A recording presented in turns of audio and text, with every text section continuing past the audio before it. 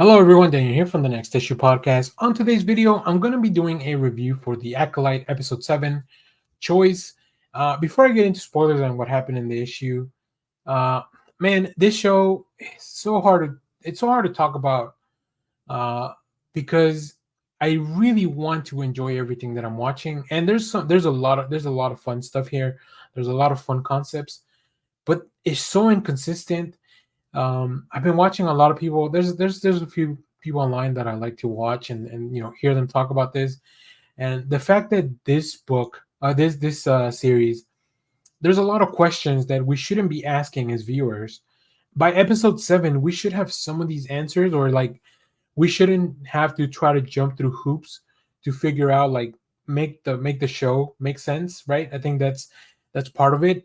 I think the show overall looks pretty great. There's some fantastic performances from like we have Master Soul, Mother Anastasia, Indara back in this episode as we go to the flashback. So there's some great performances here. There's a lot of good stuff in the show. The concept is a lot of fun. Man Jacinto's Quimir, and then now the master, as we've learned in previous episodes. Like there's good stuff here, and it's very disappointing that that is just not consistent enough to like I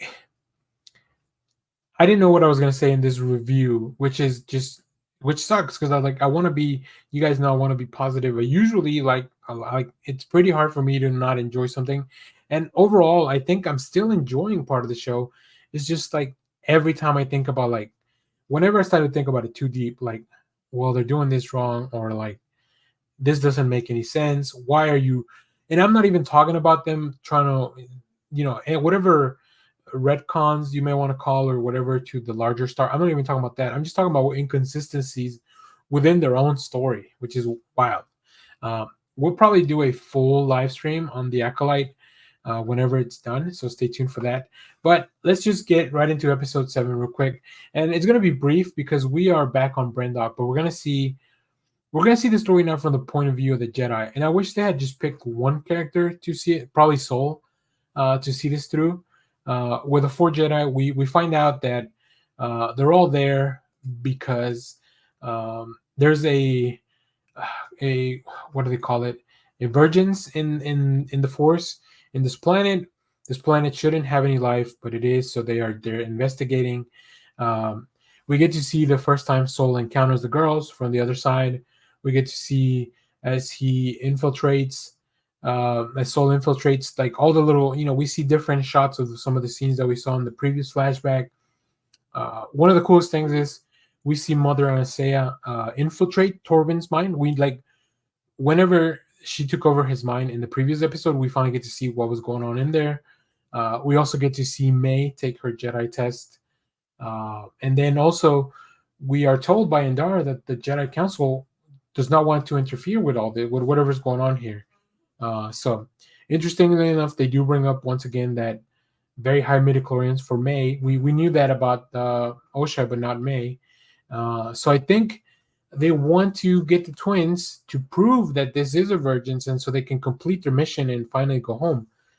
So the Jedi go into the temple as we saw in the previous episodes to get the girls, but things don't go according to plan. We finally get to see what were they doing, and overall, it's very similar to the events that we saw from Osha's point of view, right? But we do see that Saul actually killed Mother Anastasia. I think by accident. I don't think that he meant to. Well, I don't think that he knew what she was doing. She was just trying to protect May. But I wish I knew a little bit more about Soul's motivation or why he would do stuff like this. We do get a really cool scene. Finally, we see some Jedi Wookiee fighting. Unfortunately, it's because the witches took over Kalnaka's mind, and they make him fight Torben and Soul. Really cool sequence. We learn how Torben got his scars. Unlike the Joker, he doesn't have multiple stories about it. And after the fight, we do see Indara coming in to liberate the mind of Kalnaka, and by doing so, she, I guess, accidentally killed all the witches because as they say, their power is one. So they were all infiltrating Kalnaka's mind, which makes sense, right? He's a stronger Jedi, so it would take a lot more than just one of the witches to infiltrate his mind, like they did to Torben.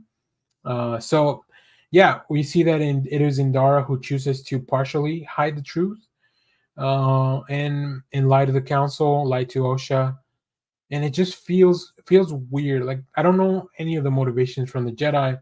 I don't know how this all.